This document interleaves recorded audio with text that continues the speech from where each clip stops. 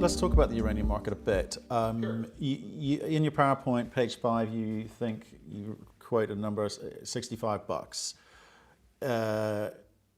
It doesn't say when. I think are you going to stick your neck out and make a forecast in terms of when you think that'll happen? Well, I'm not a forecaster. There are others much smarter than me that are that read all those, all the details that are involved in that. But I read what they write and see what's happening in the current uranium market. And I think we're going to see a uranium price, maybe not $65 this year, but I think once it crosses north between $30 and $35, I think there's going to be a real rush to invest in uranium companies. And I think that's going to happen sometime this year.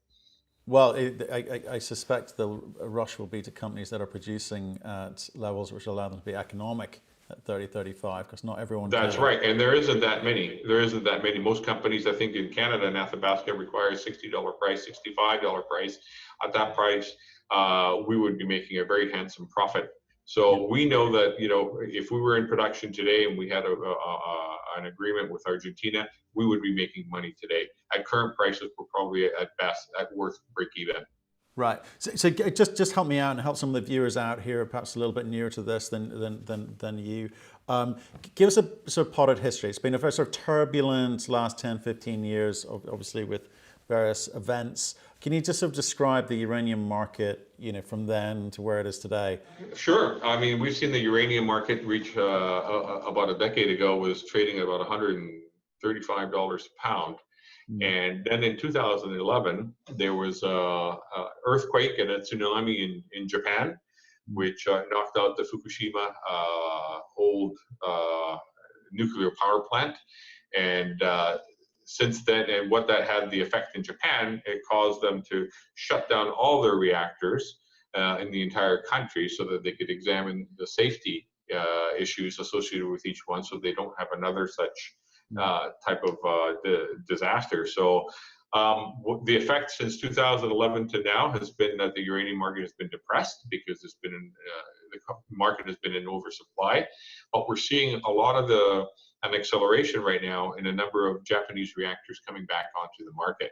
So the supply is coming has been used up quite a bit, and we're also seeing in China and India being the main drivers for nuclear reactors being built. I think there's over 43 nuclear reactors being built just in China. But beyond that, even in most emerging countries, it's becoming very well recognized that nuclear reactors are the best bet for creating sustainable, secure, and safe supplies of energy. It's a very efficient way in how to produce electricity. So we're seeing that in countries like even in oil-producing countries like Emirates and in Saudi Arabia.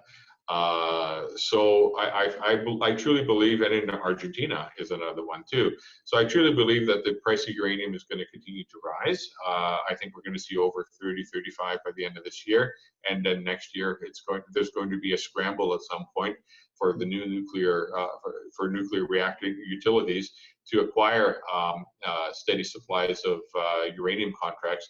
And at that point, like you said, those that are either at production or very near production are those that are going to benefit the most from it. And blue sky, we're getting very close to that stage right now. Yes, the Japanese market came offline after Fukushima. There was an oversupply in the marketplace. Japan coming back online. So it wasn't really a conception issue or a reputational issue around nuclear per se. It was just an oversupply in the market that has affected price, in your opinion. That's right. It was because the supply became oversupplied because the demand shut down. Right. Japan shut down, and then Germany shut down. But we're seeing new openings now. In fact, just last week, I think even in the United States, there was an affirmation by the current government that they'd like to see nuclear play a larger role in the U.S. and to bring that role back to a leadership role to where it used to be. So we're seeing that if you want to produce a carbon-free energy right now, Wind and solar aren't quite there in the efficiencies quite yet. There's probably quite a few years away if they're ever going to get there. But nuclear is definitely there. And also the cost of nuclear building and operating nuclear reactors has come down substantially. Right. And they're becoming much more viable alternatives for countries to create electricity. But that said, you've still got people who are campaigning and going, "Oh, there's what do we do with nuclear waste, etc." You know, how do you counter those sorts of people? Well, I mean, there's waste produced in everything. Coal produces a byproduct of waste. There are companies that deal with that. Oil and gas produces waste. There are companies that deal with that. Nuclear industry produces waste, and there are new improving technologies to reduce the size of a lot of waste. They are recycling a lot of the radioactive elements and using them back into as inputs in the nuclear reactors. There are ways to deal with that and treat with waste that are safe and secure. I think nuclear energy is going to be playing a much bigger role in our global electricity generation in the future.